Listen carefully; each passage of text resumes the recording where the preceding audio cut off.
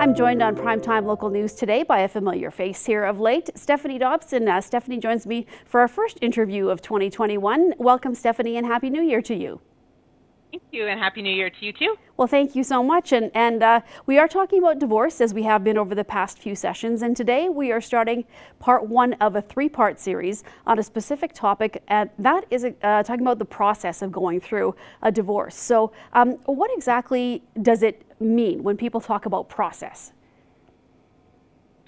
So the first, really what I want to focus on is the out-of-court processes. Most people, when they first start out in a divorce, they know what divorce court means. It's sort of socialized in the media.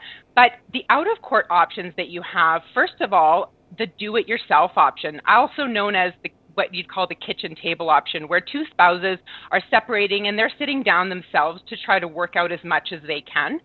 Often, though, people will need an extra support, whether it's a mediator or a lawyer, to help them through towards final resolution. So two other options are mediation, which is where separating spouses would hire one neutral professional to help them through resolving all of their post-separation issues, and collaborative divorce, which is where each spouse will hire a collaboratively trained divorce lawyer who will then help them through the separation process in an out-of-court style. So mediation and collaborative divorce more specifically will be going into those processes in the coming next 2 weeks.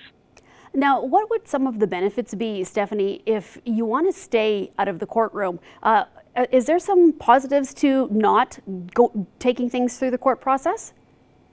Absolutely. And, you know, here I have four things that I really want to focus on.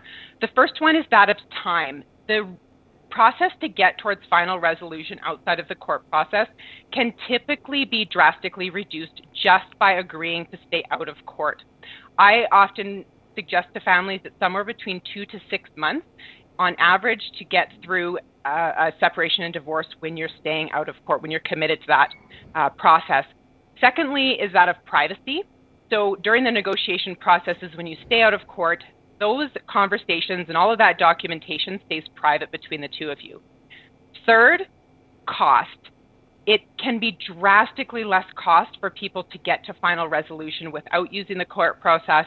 And finally, keeping yourselves in the driver's seat as far as that final resolution. In court, of course, the judge is making that final decision, whereas out of court, you and your other spouse are making those decisions on your own. What happens if you have a situation, though, Stephanie, where one spouse is happy to go through mediation, but the other wants to get a judge involved? You know, the old saying rings true, it takes two to tango. So there's a right to litigate, there's a right to go through divorce court. If one of you wants to push that, then there's that right. But there's an opportunity to negotiate. And what I find with families is that for the most part, once they understand that it is possible to stay out of court and the benefits of staying out of court, most families will choose that route. People specifically come to me asking for the out-of-court process options that I offer. And the most important thing to do is to be informed and educated about what those options might be. So for example, on my law firm website, henkadivorce.ca, as well as in my e-learning community called Up a Notch Learning, I focus specifically on making sure that whatever process people choose, whatever options they choose, that they go into that informed. And then the reluctance usually goes away. And when you are working with clients, Stephanie, can you give us a little idea of what it's like when you work with them through the process, what they can expect? Sure. So in my processes, I have focused my practice since 2008 on exclusively being out of court. And the goal I have for every family is to make sure that we're focused on resolution at all times. People come specifically seeking that when they retain our office. And so I encourage people to call our office or to go onto our website or on our e-learning community and really to try to get an understanding of what my approach is, which again, like I said, is all focused on being out of court. All right, Stephanie, well, thank you so much for speaking with us today. And as we said, we will tackle the other subjects in part 2 and 3 of this interview. But if anybody does have questions and, New Year, we're kind of into that time where maybe people are looking at budgets and, just spent the holidays with family and are now really kind of thinking if they're going through the divorce and separation process and they need to start somewhere, what's the best way to reach you just to get more information or if they have questions? Sure.